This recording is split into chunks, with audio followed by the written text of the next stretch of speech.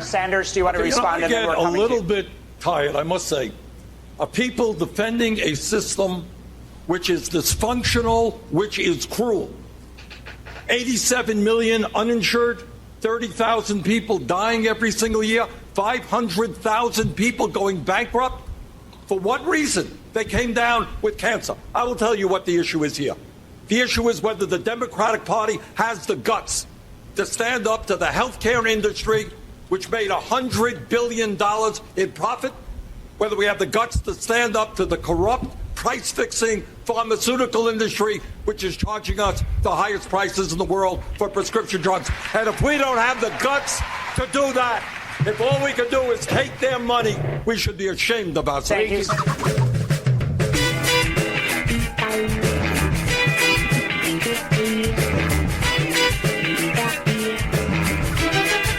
It is Friday, October 18th. Happy October, all you Libras out there.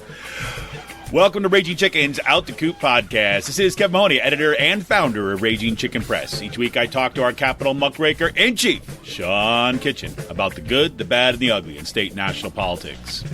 On today's show, it was Democratic debate night last Tuesday, all. And Sean and I will give you our big takeaways from the night.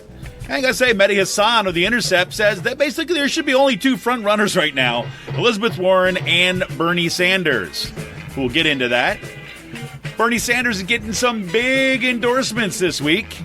Oh, yes. We've got Ilhan Omar, and today, was it today? Tomorrow. Tomorrow, AOC is expected to give her big announcement endorsement to Bernie at a big rally in New York. Trump pulls the rug out from under the Kurds in Northeastern Syria, which led almost immediately to over 100,000 Kurdish fighters and families having to flee from advancing Turkish forces. No worries, though, because Mike Pence then headed to Turkey to basically work an agreement in reverse and give Erdogan everything that he wanted, signing off on Turkish slaughter of the Kurds. It's always good. Mick Mulvaney earns his new nickname, Quid Pro Quo. Go, Mick, go. And Trump says, fuck you, we're going to Dole, man. We're going to Dole.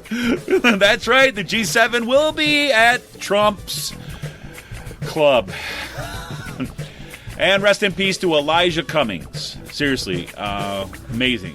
And you want to know how to go out like a boss? I'll tell you what, on your deathbed, about signing 2 subpoenas getting documents related to the detention of immigrant children and refugees.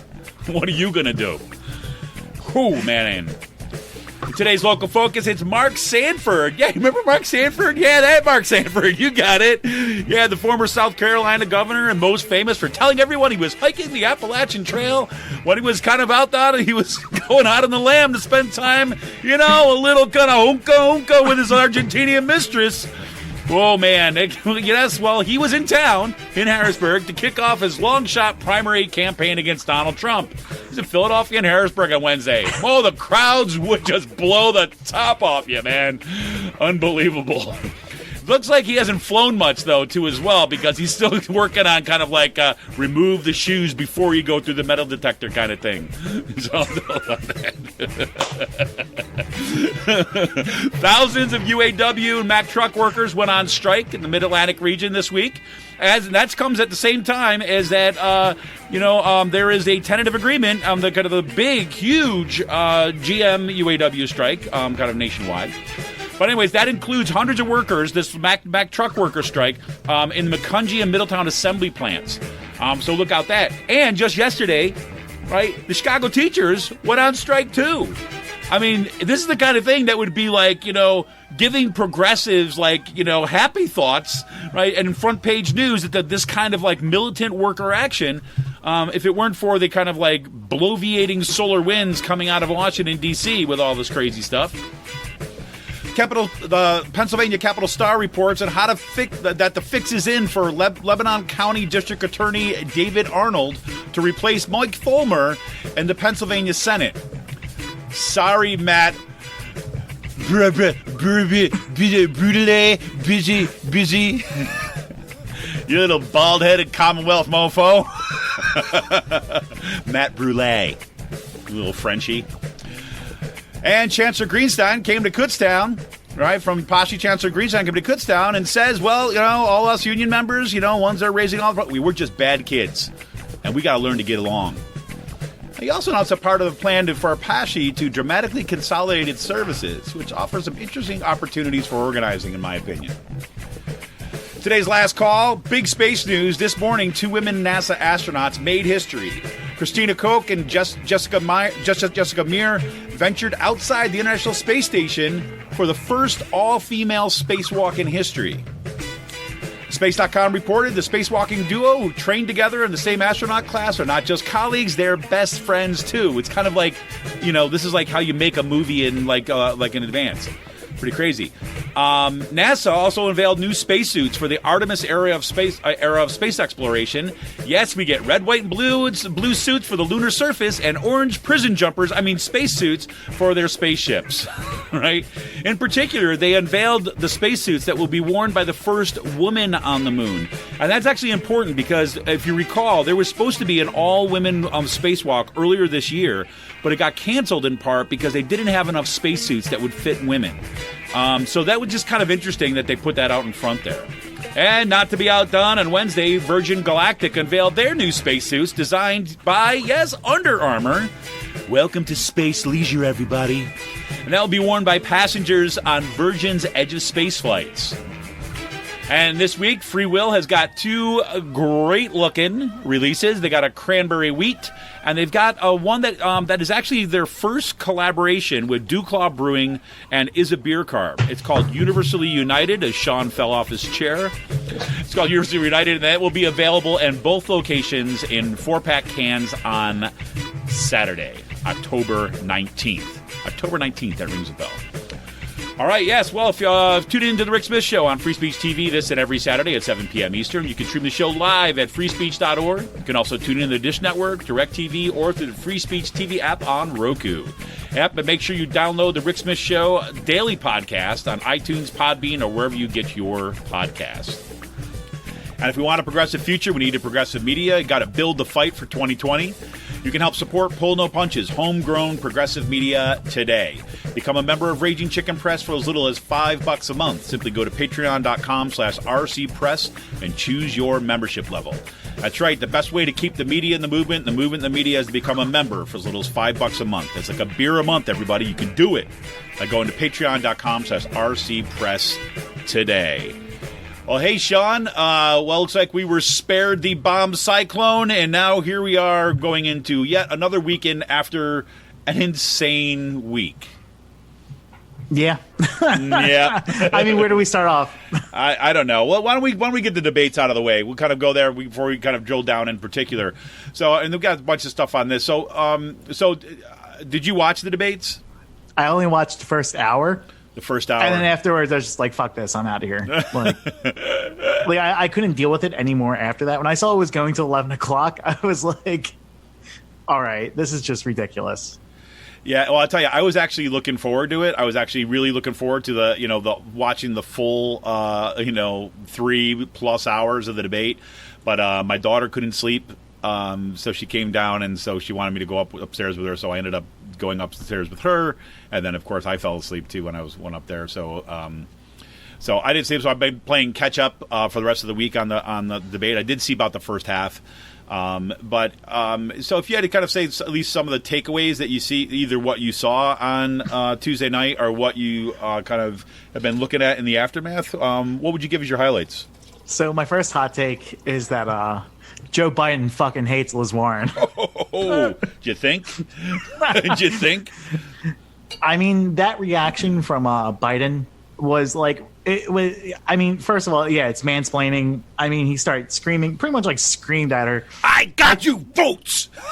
I think that's going to be a defining moment of his downfall.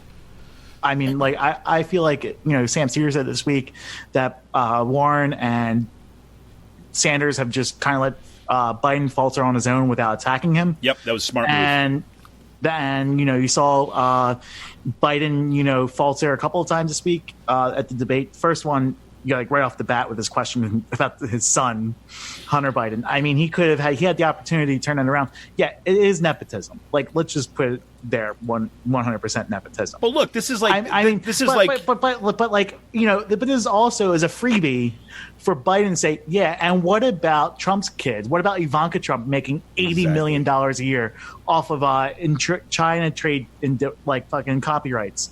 Or what about like the millions of dollars the Kushners are involved with? You know, like what's happening with Doral, like the annulments clause. Like these people are enriching themselves off of the office of the president. Right. And Trump, Biden had a fucking golden opportunity to do that, but I guess he was slipping there towards when the sun was going down.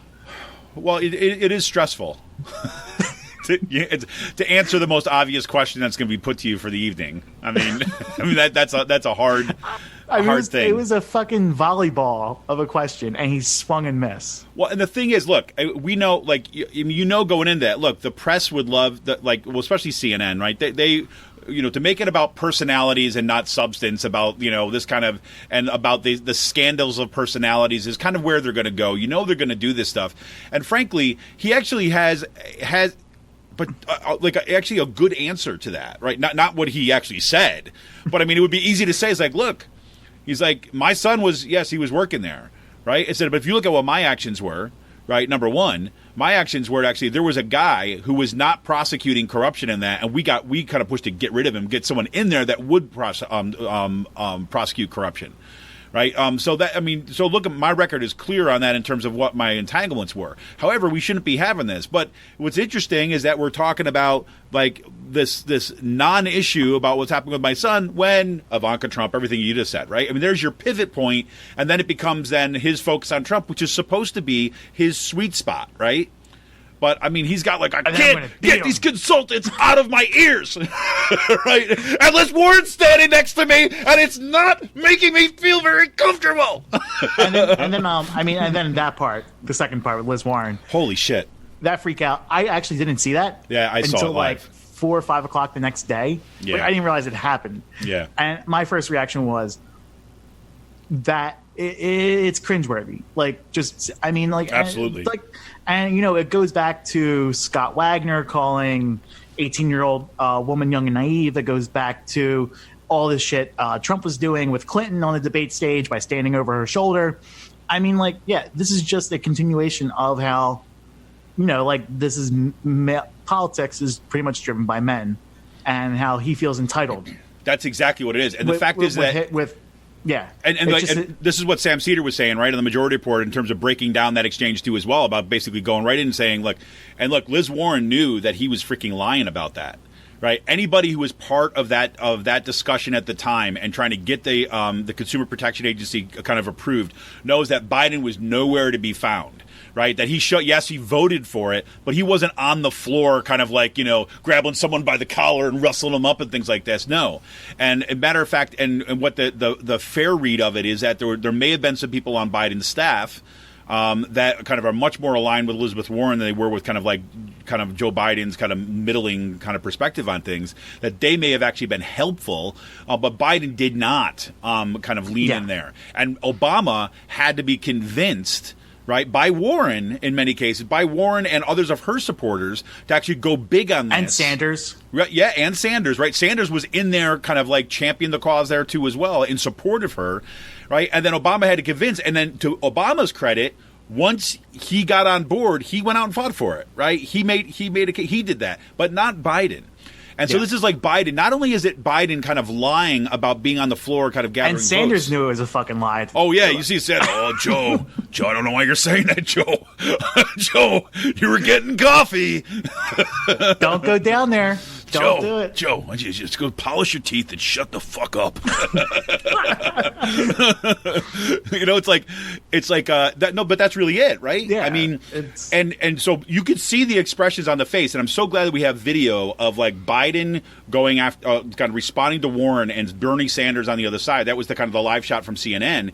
As you can see, Sanders is kind of looking at Biden, knowing like this is not true, and Don't Warren, do it, man. yeah, and exactly, she's gonna rip you apart, Joe. I'm telling you, this is Don't poke the bear, Joe. Yeah.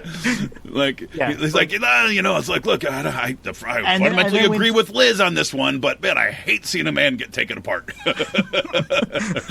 But like when when she said, "I thank President Obama." Yep. She said it so slow. You just heard the fucking air get sucked out of the room at that. Like, oh damn! She just like clapped back real hard. And then she even ends that with like, and there were people that Obama had to fight in his own administration to put it back, right? And you hear like these rumblings in the crowd being like, oh, and Sanders is kind of like, I'm getting really uncomfortable. And then when he did that, like, you did a damn good job at your job. Oh, that was like, she's like, thank you. And people were like, ooh, when she like said the thank you, like that was a very terse thank you. It wasn't like a. Yeah, I'll tell you.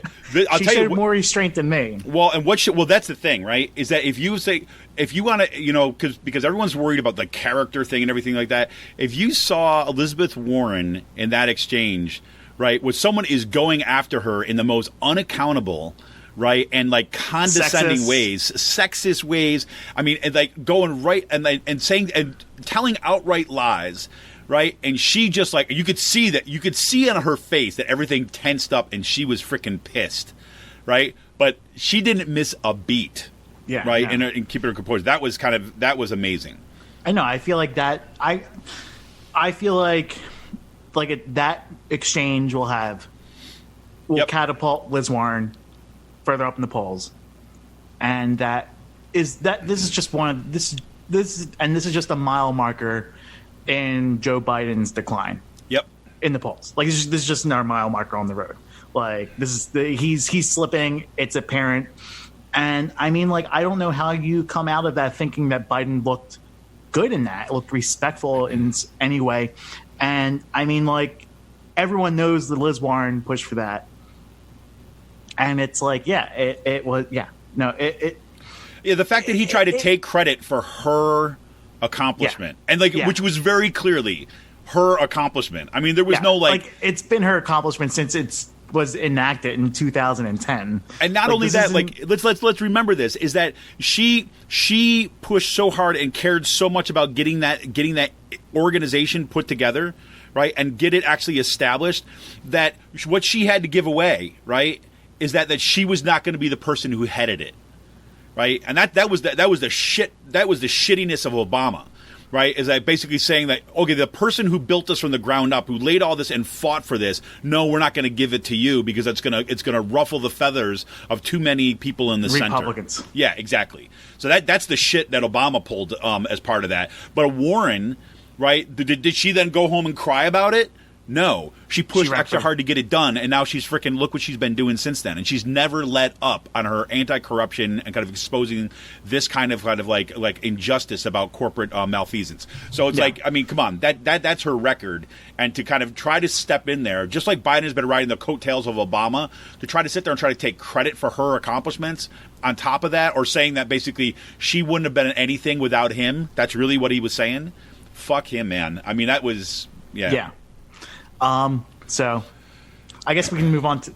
Well, let me say this about this. This is the one thing, and I've mentioned this before on the podcast, and this has just been something that's been very, very frustrating to me, because I want to talk about Bernie in a second, but I want to kind of talk about this about Warren.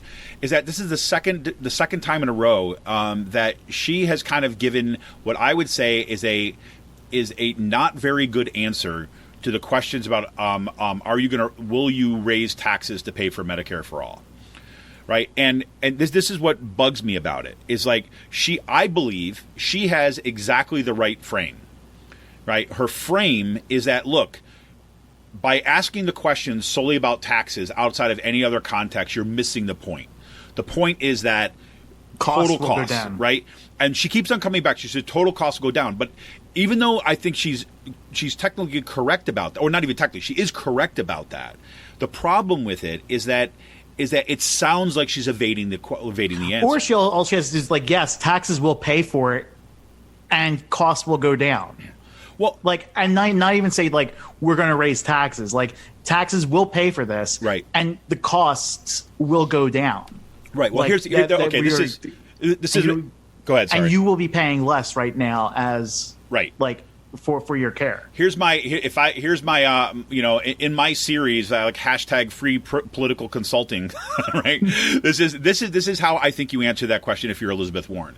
Like Bernie he was clear, right? I mean, as a matter of fact, he kind of like he was asked a similar question. He was like, yes, taxes will go up, right? Especially on the people at the top, right? You might find that your taxes will increase a little bit, but overall, you're no longer paying co-pays. You're no longer paying out-of-pocket expenses. You're no longer doing this kind of stuff. So overall, you pay less, right? I mean, Bernie's clear about this stuff, right? But for whatever reason, Elizabeth Warren and her camp, they're deciding that they don't want to be as clear about that. So what's your alternative? In my view, from her perspective, is I think she should. This is what you do: is you start by going after the media, and then you make your turn. Like you go like this. You say, will you raise taxes? You turn. You say, you know what? I don't understand why the media wants to focus on taxes, right, and forget the entire context. No, never mind. I do know why the media does this. Because Republicans have driven the entire debate, and the media has fallen circus to get us focused on the fear of taxes, because you guys know that fear sells. I said, but I'll tell you what Americans know is that when they're paying medical expenses, right, most of their costs are coming out of pocket, and their premiums are through the roof. So if you want to talk about the total cost, right, of that people are paying, you want to reduce that overall cost. Taxes are one component of that, right? And so overall, you take the taxes and out-of-pocket expenses, and then guess what? You increase taxes slightly, but then you eliminate co-pays, you eliminate out-of-pocket expenses, you eliminate kind of the ability to put caps on benefits, right? And overall, you're paying significantly less. So if right now, if I'm paying a total of say, for example, $500 in out-of-pocket expenses, right? And then I come in here and I say, and I'm paying $100 in taxes, and I tell you that your taxes are going to go up to $200, right? But you're going to eliminate the $500 in tax and expenses, and you end up paying $200. Guess what? You win, right? I mean, I don't understand why that's not the avenue that they're taking, and instead, she's just, and I worry about that because I think look. She and Sanders, they both have really good shots at getting this nomination, and I think it's really important that that they don't let people like Pete Buttigieg come in and kind of steal the show and sound like he's the real deal. Right. I think it's pretty apparent that he's a fucking fake. Look, I don't know. There are people, like I talk to people who are outside political circles, right, and they love the guy. Right, and I'm not talking to everybody, but I'm saying there are a substantive group of people out there that he is extraordinarily comforting. Right, he's the comfort candidate. He's moving into the comfort lane that Biden was supposed to occupy. Yeah, well, I think that's just not going to happen. Well, I hope so. Right, but you know what else? You know what I really think is going to solve all of our problems? Do tell. Removing Donald Trump from Twitter. Oh, totally. I don't know why somebody, frankly, Sean, I don't know why somebody didn't think of it sooner. Yeah, no, I mean, instead of like breaking up the tech giants, I think we should just remove Donald Trump from Twitter. That's right. There you go. Well, that's that shows you once again. And you saw like the fucking look on Liz Warren's face when she said that. She practically swallowed a laugh. Right? She's like, because she's like waiting, right? Again, this is where Cedar was really good at it. It's like, you can see she's sitting there like, oh shit, right? They're talking about kind of like making the tech giants pay and kind of antitrust stuff. And she's like, okay, she found something in this plan that she's going to come after me on this. That I don't know what it's going to be. What's it going to be? It's like, Donald Trump's still on Twitter and he's in violation of their user agreement. Right? I don't know about you, but that is injustice. Right? That is unacceptable, and we must hold him accountable. And you haven't joined me in doing that. Like a little bit more like, really? That's where we're going with this? I'm talking about people who are fundamentally altering the kind of like our mindscapes and potentially the future of all Democratic elections, and you want to talk about his Twitter account. Okay. Sure. But she is filling in that Marianne Williamson lane very well. No, because Marianne Williamson Marianne Williamson has clarity. Oh yeah, right. And I think, look, it's amazing. We were talking about this earlier. Like, yeah, imagine all the people who fucking put their lives on on hold and just quit jobs and left careers to work in Kamala Harris's administration, and now they're freaking pissed.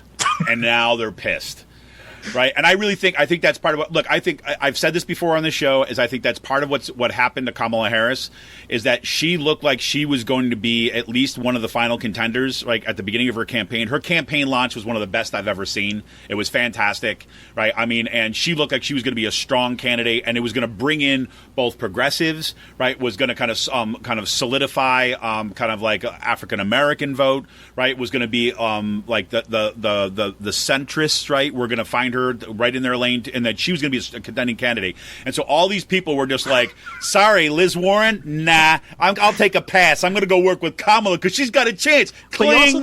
But okay, so if you were listening to like Pod Save America, like back when Liz Warren was announcing and everything. Who the hell listens to that? Yeah, I know. But no, I mean, like, they were making the point that, like, Liz Warren was hiring all of the Obama talent from 2008 and 2000, like, and these were the Obama people. Like, yeah, you're like, they were saying like, no, they're like hiring the people that got Obama elected, like, and we know these people, and they're very well qualified to run a campaign, more than like, and they were saying at the time, like, Liz Warren's getting the best talent out there, period. Yeah, like within Democratic circles. Like, I think that, you know, Sanders' campaign is a really well-built machine, and there's a lot of really good talent there, and who are movement builders. Right. But, like, when we're talking about people who are campaigners within the Democratic landscape, like Warren gobbled up all pretty much like the top talent there was. Yeah, and I think that, you know, what you're seeing, and I think this is also, I mean, Medhi Hasan, when he was talking about the interview, you know, you had sent me that interview to take a look at from Democracy Now!, and I think you're right. I think he was on fire in that interview. And Kate Aronoff was on there too as well, talking about how there wasn't one thing about climate change the entire debate. And we go on and on about this, but it's like I lost my train of thought. But the thing is about there's only two legitimate candidates. Right, two legitimate candidates right there. And the thing is that you see the two models of the campaigning. Now, that doesn't mean they're necessarily going to get this nomination. I think it's increasingly likely that one of them will.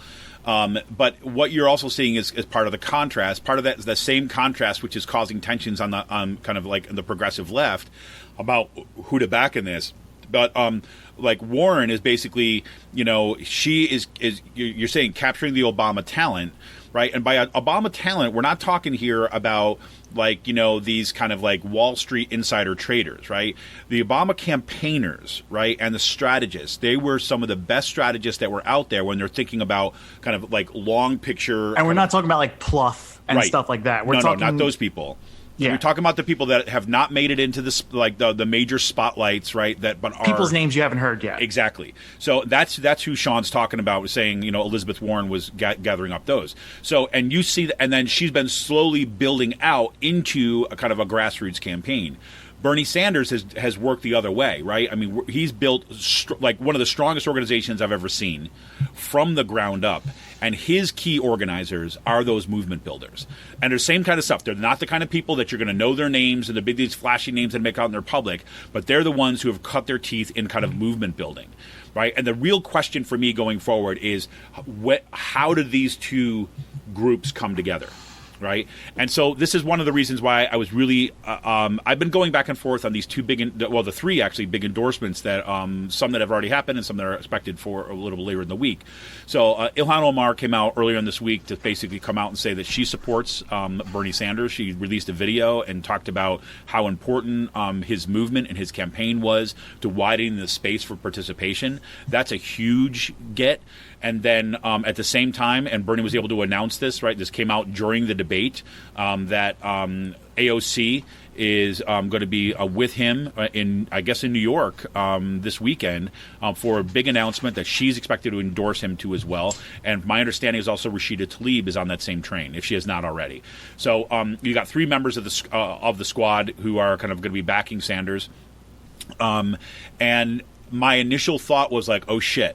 Right, this is basically going to bring people into the Sanders camp, and now they're going to start going, say, after Warren, right? But the more I think about this, the more important it is, because here's what I'm thinking is that it's not going to be an alienation of Elizabeth Warren, because what's going to actually happen is that I think what Elizabeth Warren is going to be smart enough to know that that's part of the base that she needs. Right, so she is not going to go and kind of now alienate them, and her people are going to be very cautious about that and wanted to continue the kind of tag teaming with Bernie in these debates and in campaigning. I think it's going to be really important. Then also what happens if, say, for example, Warren gets the nomination and not Bernie, right? If Warren gets the nomination and not Bernie, right, Warren then has to work and her campaign needs to work to bring the AOC people and the squad here, and at the same time that you have now kind of passed the torch to a new generation of leaders to take over. You're cultivating surrogates either way, for either side, and it's a good strategy because I was trying to figure out this one thing because Elizabeth Warren released a video this week of she and Rashida Tlaib talking. I don't know if you saw it. Did you see this? No, I didn't. Well, and that was what got me thinking about this, because so that seemed like a very conscious choice of saying that this is not kind of an either or here. So that's something to check out. Just real quick to wind things up here, because I know Sean's got to get going soon. We have crazy stuff happening in with the Kurds in Syria. You've got crazy stuff happening once again with the impeachment stuff. That just looks like it's a train that is going at full speed. And we got to give the shout out to Elijah Cummings at the end of the segment, because I'm sorry to say I didn't even realize he was that sick. I know he had a procedure, but I didn't realize it was that serious. And the guy has left down quite a legacy, and literally on his deathbed, right, on his hospice bed, one of the last things that he did before he passed was to sign 2 subpoenas, of these immigration services to basically get these documents related to the detention of immigrant children and refugees. And that is, I mean, that's amazing. So, rest in peace, Elijah Cummings, and we'll be thinking about you as we kind of move forward. And as I've heard several people come on board and talking about it who knew him very well, it says, he's the kind of person that would not want people to be sitting around and mourning. They want to be people who standing up and fight. So take that for him. All right, this is Kevin Mahoney, editor and founder of Raging Chicken Press. We will be back right after this quick break, but I want to remind you that you can become a member and support this podcast and support the work at Raging Chicken by going to patreon.com/RCPress today. Become a member, $5 a month. We'll be back right after this.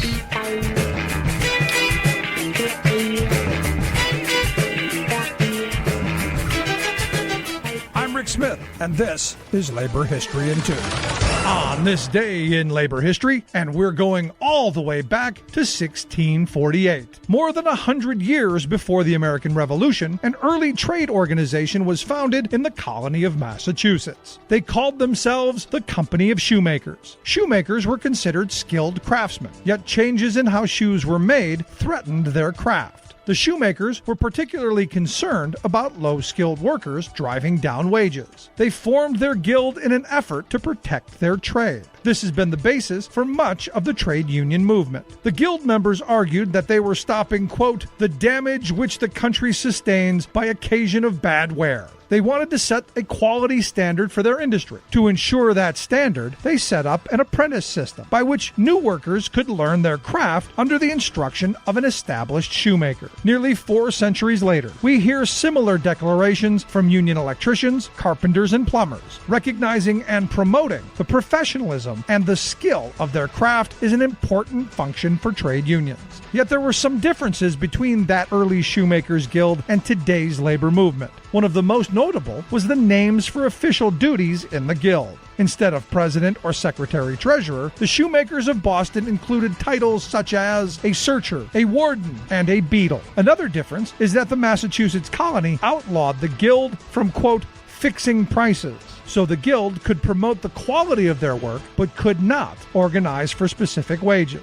The skilled shoemakers were some of the earliest workers to organize together. Today's labor movement continues to walk in their shoes.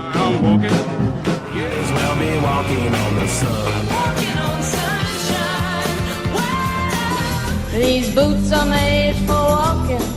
Like what you hear? Check out more at laborhistoryin2.com.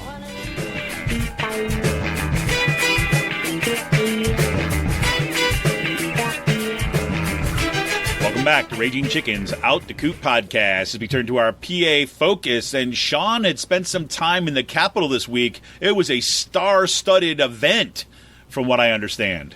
Yeah, fresh from hiking off the Appalachian Trail. I mean, how many presidential candidates can say that? Come on. Not too many. Mark Sanford's one. Probably the only one. So Mark Sanford was in the Capitol this week. I did not really listen to a single word he said. Basically, like "We're going broke. The children don't know we're going broke" tour, and pretty much like more stuff about like the Federal Reserve being $1 trillion in debt and stuff like that. But so basically, white noise. Yeah. He brought a special din to the Capitol. Static. Yeah. That's Mark Sanford's campaign, everybody. I mean, so like in the Capitol, there were more staffers. There were more staffers in an empty fucking Capitol building that has not seen anything for about a month now. Than reporters covering this. Well, I think you heard that a little bit after one of his major applause lines when he was speaking. It went. Well, so afterwards, like when he said, "Anyone have a question?" and there was like 30 seconds of like silence. and so Justin Schweitzer, who used to write for The Chicken and now works, and was a former student of mine at Kutztown. Yes, and works the PLS reporter in the Capitol, was asking him questions, and we're trying to like be nice to him, so it was fun. It's good that you can extend your heart out enough to feel pity on even someone like Mark Sanford. I mean, I will say this: that camera lens I bought, I fucking love it. Oh man, you took some awesome pictures. Pictures.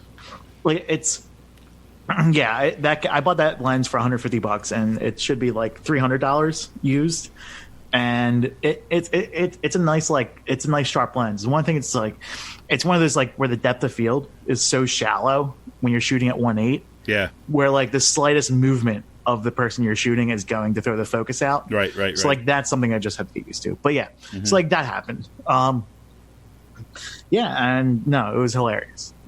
It was just a fun 15 minutes. It was worth the walk in the pouring rain to go to that. There you go. So I mean, I didn't even know that he was coming to town. Did you know that? Mm-hmm. I did. I bet you didn't. I didn't. Mark Sanford's coming to town. Did you know that? Mm-hmm. I did. I bet you didn't. And he's right. He's like, I really didn't know. I don't think a lot of people knew. A lot of people didn't know. Well, it's a good thing. Well, the thing that would become clear. The shoes? The shoes. I mean, Mark Sanford, look, you got to give the guy a little credit. I mean, he's a hiker. He's not a plane taker. And he doesn't normally go through a whole bunch of kind of electronic surveillance things that basically looking at whether or not you're carrying weapons into a Capitol building. So he just, he didn't realize he needed to take off his shoes before going through the metal detector. As someone commented, that was the first time they ever saw someone take off their shoes at a metal detector. Well, he thought it was an airport, and he didn't realize. He thought he was getting back on his plane to go someplace else, but turns out that wasn't the case. So he took off his shoes and handed them over politely. It was very good. I like to see it. It was good. Yeah. But yeah, good old Mark Sanford makes his way to the Pennsylvania Capitol and Philadelphia, which I'm sure he got a warm reception there. Yes, only one person showed up. Yeah, the journalist who wrote the story. Exactly. And a small contingent of Argentinians. But, so there you go. But yeah, I wonder if he's going to be like Trump and get the endorsement of his ex-wife. Oh, that would be something.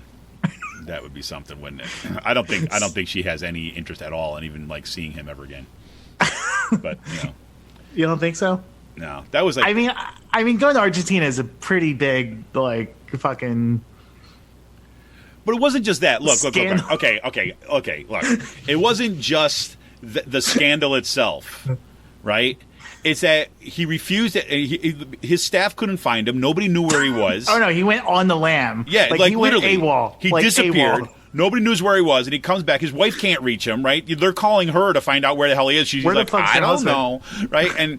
And they find, and he comes back, and then his press conferences afterwards about where he was. I remember this like going down. It was He's absolutely like, hilarious. but I just fell in love, and with my deepest heart, and I just fell in I've never met someone like that before in my life, and it's like it took over my soul. He was like, I mean, that's the kind of shit that he was saying on TV. And you imagine being his freaking wife at that point? The fact that the man is still walking around is testament to that woman's restraint. That's all I got to say. That's all I'm saying. And then he became a congressman a couple years later. Yeah, exactly. So, what the hell's going on with you, South Carolina? It's like, it's like, whatever. Like, seriously. It's like, I loved her so much. He can't blame me for love. I mean, come on. I just spoke Spanish. Do you know how freaking romantic that is? It's like, oh my God. And so, so he comes to Pennsylvania because he's got a shot, right? Or whatever. Okay. I don't know. I guess he heard that, that saying that, you've got Philadelphia and Pittsburgh and you got Alabama in between. Maybe he thought like, okay, I guess that's where I'm going. Well, supposedly like this was a coast to coast tour. Coast to coast. And he started in Philadelphia. He started in Exactly. Well, he's going from Philadelphia to Erie. That's his coast to coast. So he's got water near him on both sides, so he can make the claim that he was there. Crazy.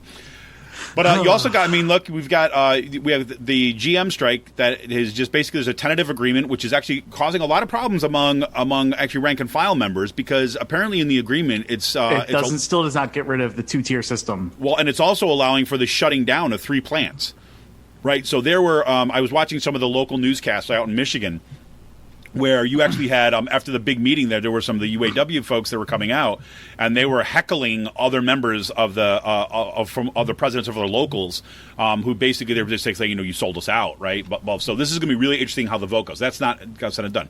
But meantime, right, the UAW is, they can walk and chew gum, folks, right? Because here they are, the Mack truck workers, right down in, we've got one plant right in Allentown, right?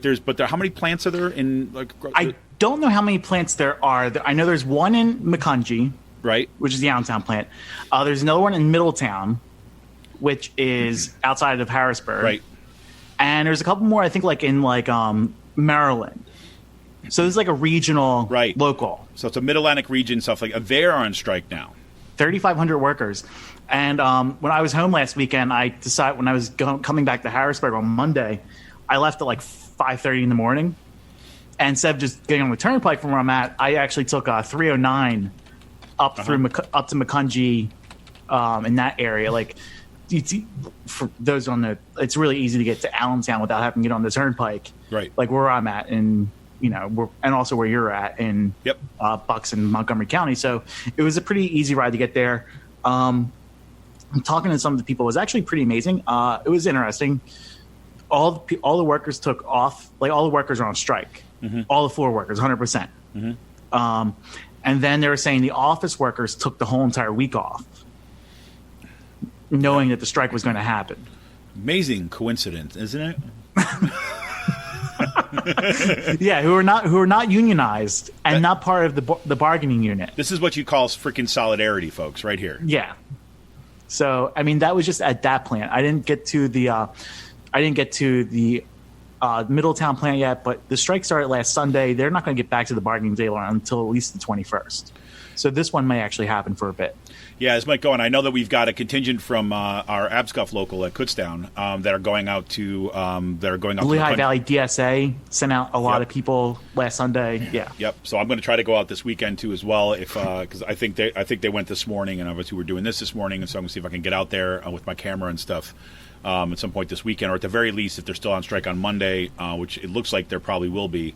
On my way to work, I'm going to swing by there. So there, but then also kind of on there now. You also yesterday you had the Chicago teachers have gone on strike too as well. So this is like, if you remember, it's the Chicago teacher strike from several years back was basically the shot that launched a real kind of upsurge of militant labor organizing.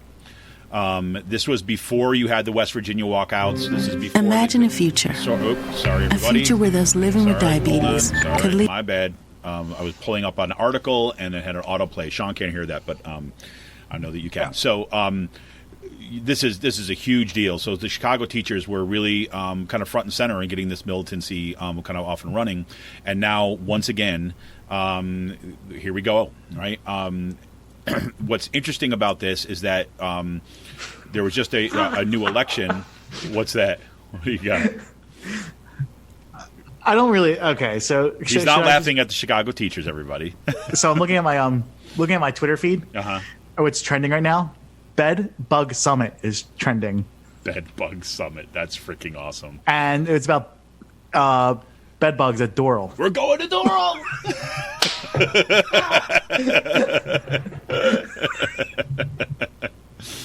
Bed Bug Summit, everybody. That's freaking awesome. You're going to globalize bed bugs. It's going to be awesome. All right, you can continue. Gee, thank you very much. I know that's you got to have your priorities, right? So there we go. But so Chicago teachers out on strike. That you had a yesterday. There were thousands of people out in the Loop of Chicago. Once again, seas of red of Chicago Teachers Union, CTU. Amazing. You had SEIU also joining in that strike, joining in that rally in the downtown. So, I mean, this is amazing, right? So, once again, Chicago teachers are doing it. And there had just been a kind of mayoral election. You remember there was Rahm Emanuel there before. And I'm just spacing her name. She's the one who's just elected African-American woman, first African-American woman elected mayor of Chicago. And she was considered to be more progressive than Rahm Emanuel.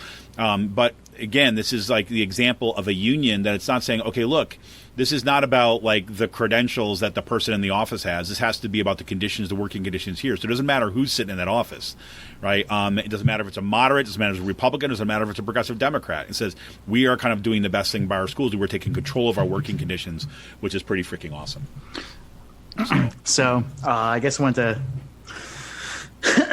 So there's some stuff that's happening in Lebanon County. Do tell. And it's not the baloney.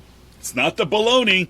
Well, there is a lot of baloney happening in Lebanon County right now. We're going to Doral.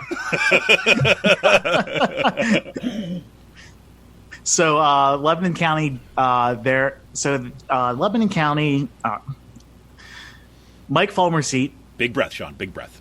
The disgraced former Pennsylvania State Senator Mike Fulmer, his open seat. They will be deciding who gets to fill it this weekend. Wait, just to refresh my memory, what's happening with Mike Fulmer? He got arrested for child pornography. Oh yeah, that's right. And he's probably spending the rest of his life in jail. Oh yeah, that's right. And he was such a libertarian that he handed over his cell phone to the cops and and admitted guilt without a lawyer present. There you go. We're going to Doral. Anyways. The parties, the Republican Party in this district is meeting this weekend in Lebanon County. There's like 15 conferees from Dauphin County that'll be picked, 10 or 15 from York that'll be picked, and then there's 41 conferees from York County Lebanon County that will decide who this is. So pretty much like the fix is in. This is going to be a Lebanon County, a Lebanon County native that's going to get this, and the person they're going to do this who's going to most likely get it is David Arnold, who is district attorney. I've seen Arnold speak a couple times. He's conservative. He's not a douche. I mean, he probably is. Hashtag not a douche. So he probably has like really horrible views, and I will not agree with him at all. But like I've actually seen him like testify at some things, and he's not he's not belligerent. Let's put it like that. Okay, so the Capital Star published a really good story about how the fix is in for David Arnold. The county chair is this guy named Casey Long, who is related to someone named Mike Long, and Mike Long is the owner of Long and is one of the partners of Long and Nyquist. And Casey Long works at.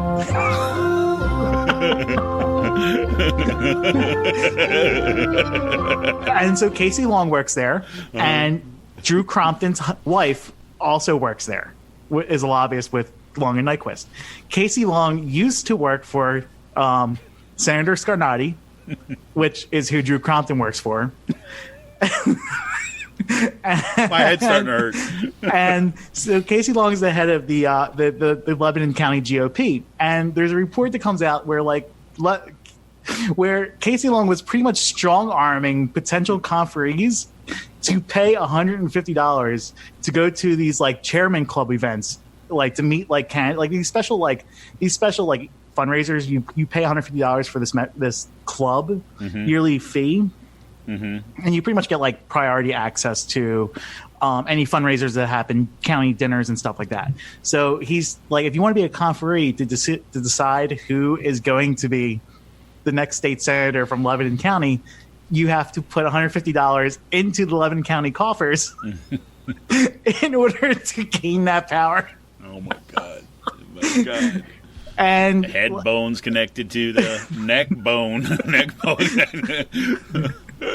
So, of course, like people are fucking flipping out over this in Lebanon County. They're calling it the fix is in. It's a sham. But this is how free and fair elections work in Pennsylvania. I mean, this just shows you like the rank corruption that happens that really does not get reported upon when like these special elections happen, because this is just as bad as like the Philly ward leaders. Like so much shit goes on. Like Philly gets a really bad name for the ward leaders being corrupt. Which is let's just be clear. It's a deserved name, right? So let's not say it's falsely. Okay, let's just be clear about that.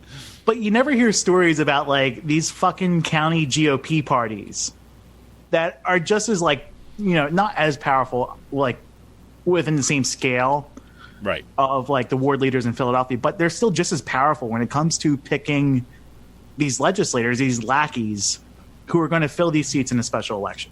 Yep. Well, and I've got to say, like, and it also shows you like the corruption. I mean, it also is it highlights the corruption of central Pennsylvania. Right. Like central Pennsylvania is notoriously corrupt. We have a lot of county commissioners, a lot of our county party chairs out here are lobbyists within Harrisburg. Harrisburg has one casino, but somehow we get the most gaming money out of anyone else in the state. Right. I'm in the waste management business. Everybody immediately assumes you're mobbed up. It's a stereotype, and it's offensive. But yeah, like it's like people don't realize how corrupt central Pennsylvania politics is, especially on the county level, with all the incestuous backroom deals that are happening between the state and these county people who also work for the state in some capacity.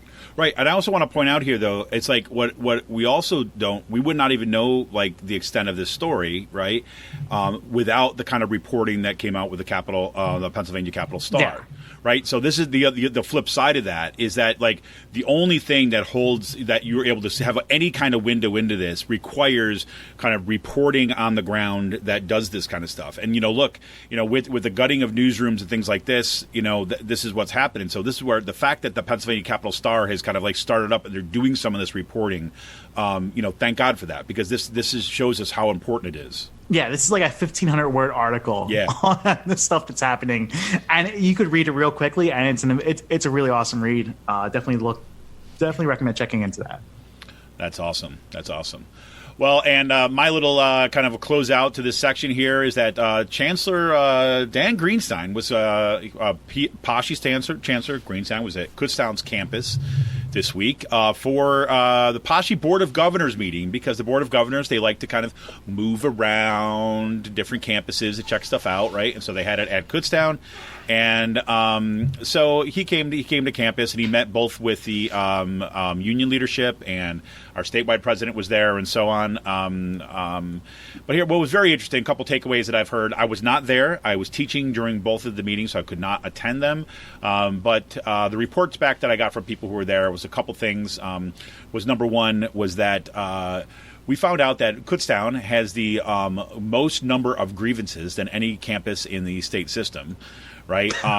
And his takeaway from that seemed to be that that we need to kind of like learn how to get along. Assholes, right? Yeah, exactly. We need These to kind of fucking assholes, Mahoney and Gambone. Right, exactly. We need to get along more, right? We got to stop all this stuff, right? God forbid we find out that there's, I don't know, Legionnaire's disease in the freaking water.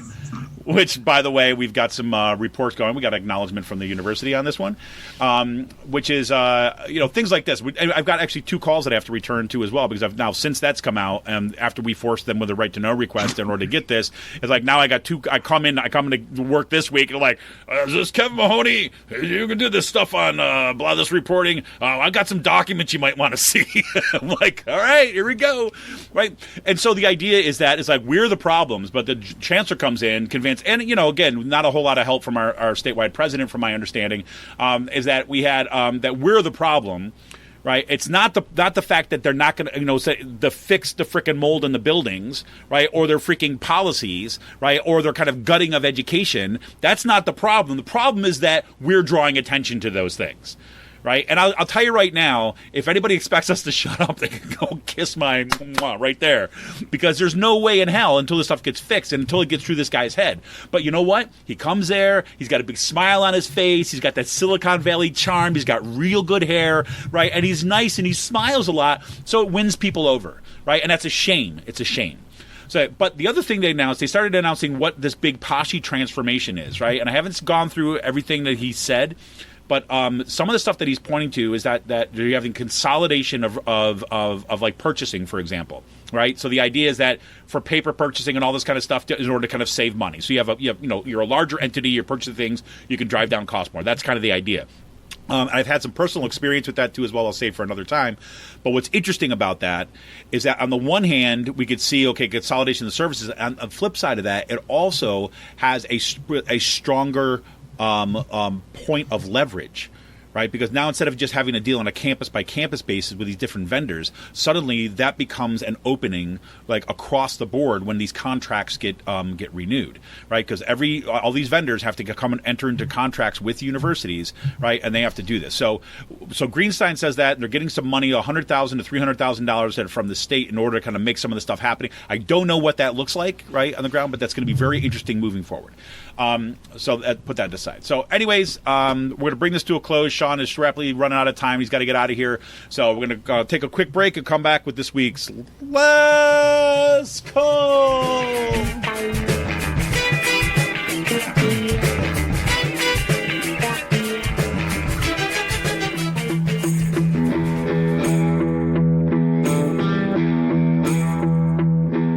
This is Kevin Mahoney, editor and founder of Raging Chicken Press. For the past 7 years, Raging Chicken Press has brought pull-no-punches, progressive reporting and commentary to the interwebs. Our long-form investigative pieces, stories that no-access journalist wants to touch, or rollicking weekly podcasts strive to advance progressive movements and perspectives rooted in the struggles happening across the country or down the street. We've broken national stories and caused our share of discomfort in the halls of power. If we want a progressive future, we need progressive media. And you can help support Pull No Punches, homegrown progressive media today. Become a member of Raging Chicken Press for as little as $5 a month. Simply go to patreon.com/rcpress and choose your membership level. We need to make sure to keep the movement in the media and the media in the movement. Best way you can do that is to become a member of Raging Chicken today by going to patreon.com/rcpress. Thank you for your energy, your encouragement, and your support. Keep up the fight.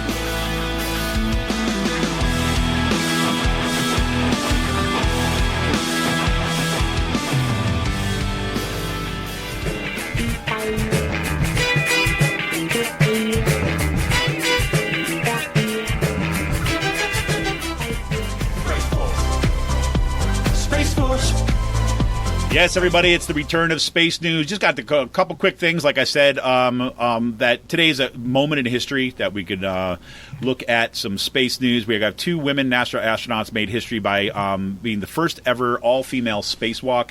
And this is from space.com. Quote, the spacewalking duo who trained together the same astronaut class aren't just colleagues, they're best friends, too. And today they're making history together as they work outside the orbiting laboratory on an unplanned spacewalk to repair a battery charge discharge unit on one of the solar arrays that failed after Koch and NASA astronaut Nick Hague replaced the battery during a spacewalk on October 11th. That October 11th one, or actually not the October 11th, there was one earlier one that was supposed to be the first all-female one, but like I said in the beginning, the introduction today is that they didn't have enough spacesuits that would fit them. So that's become this kind of issue, kind of looking around, and it's been really fascinating to see NASA respond to that. NASA trotted out its kind of new spacesuits that are being designed for both kind of deep space exploration and the kind of the lunar program. It looks like they're getting serious about this stuff. Is that they got these spacesuits, they're red, white, and blue, and they brought out a woman in the spacesuit so that this would be the first woman on the moon. So. And making sure that there's enough spacesuits for kind of accommodate both men and women. So that was also kind of interesting to see coming out of the NASA this week. And Virgin Galactic, yes, once again, they've partnered up, right, for the private space travelers with Under Armour, because of course they did. So there you have it, folks. Lots of other stuff going on. Today was actually the anniversary of the first cat in space, right, back in 1950 something or other, which is kind of cool. The cat-astronaut, as they called her. There you have it. But so I just want to give you a Free Will update, and I know I'm rushing a little bit, but I know Sean's got some place to be. So Free Will's releases this weekend. You've got a cranberry wheat. They took their base wheat ale, and they basically took a base wheat ale and fermented it with cranberries to create a beer designed to last you through the colder months of the year. I'm reading directly from their site. It has a nuanced aroma, flavor of cranberry to reflect the season, right? And that comes in at a kind of nice, even 5% ABV. They're also coming in with their first collaboration with Dewclaw Brewing and Is a Beer Carb, and it's called Universally United. Universally United is a hazy IPA with pomegranate. It's brewed with flaked oats and flaked corn, hopped with experimental 06277, Idaho 7, and Amarillo, then fermented with pomegranate puree. Fruit-forward, juicy notes of pomegranate, peach, and strawberry comes in at 7.1 ABV. I'm looking forward to getting that. And I'm definitely going to go up and get that Universally United one. I'm very much looking forward to that, especially because I'll just let everybody know that I'm going to get extra beer for tomorrow because tomorrow is my birthday. That's right. I'm hitting the big 5-0, mofos. I didn't even realize that. Can you believe that? Yes, it is. And you know what I'm going to be doing? I'm going to be building a deck. So that's going to be nice. We'll go out to dinner and things like this. But for me, it's just kind of like another day. But I always like my birthday, but, whatever, 5-0, schmo, 5 schmo, whatever. Back to build the deck. Get back to work, mofo. That's what it's going to be. So anything else for the good of the order, Sean? Not a whole lot going on this weekend. Don't really know. Yeah, I don't have anything planned. They returned a session on this week, and then I just got a tweet that Doug Mastriano, and Stephanie Porowitz, 2 white nationalists in their legislature, are going to be introducing the 6-week abortion ban. Good. Here we go again. Culture war time. Yeah, exactly. When you got nothing else, is where you go, right? Yeah. I should mention, though, last week Sean got to meet his nephew for the first time. So that's a pretty freaking awesome thing. Yes. Right. Yes, no, that was fun. We're just going to call you the favorite uncle from now on. How's that? Yes, that's exactly right. All right, man. Go ahead, sorry. Funny thing is, like, week before, my niece was up here with my mom and dad, and I gave my niece a cookie, right? And as soon as she heard I was coming home, said, "Is Uncle Sean bringing me cookie?" Oh, that's awesome. That's awesome. Did I get my cookie? All right, so this is just a little tiny piece of advice, right? So every time you go home, you're going to see her. Make sure you bring her a cookie from. Oh, I know. Now I have to. Yeah, because it'll be seriously, that kind of stuff, those little kind of traditions mean the freaking world to kids. So you're on the train, man. Yep. All right. Well, hey, I know you got to get out of here, so we're going to cut this one out here. We want to remind everybody that if you want to help support the work that we're doing on this podcast. Oh, and I should say that I'm going to have an interview coming up with a Students for Bernie group that is established at Kutztown. They've been doing some really amazing work. They've been doing kind of phone banking. They've been doing some organizing on campus, and so we're going to bring on some of the student leaders of that too. And I don't know if we're going to do it as a segment of our normal podcast or if it's going to be as an additional one that will be available through the same stream, but I'll kind of let you know. I just want to put that on your agenda. So this is Kevin Mahoney, editor and founder of Raging Chicken Press. We want to remind you to go to patreon.com/rcpress to become a member for as little as $5 a month. We appreciate all the support. But for now, we're going to get out of here, head out into the world, and kind of brace ourselves against another week of insanity. We'll talk to you, everybody. See ya!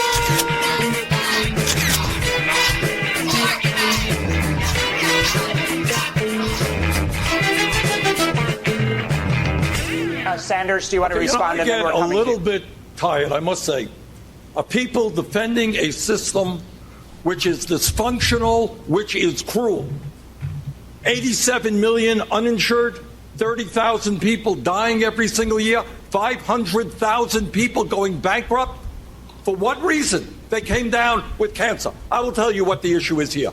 The issue is whether the Democratic Party has the guts to stand up to the healthcare industry, which made $100 billion in profit, whether we have the guts to stand up to the corrupt, price-fixing pharmaceutical industry, which is charging us the highest prices in the world for prescription drugs. And if we don't have the guts to do that, if all we can do is take their money, we should be ashamed of ourselves. Thank you.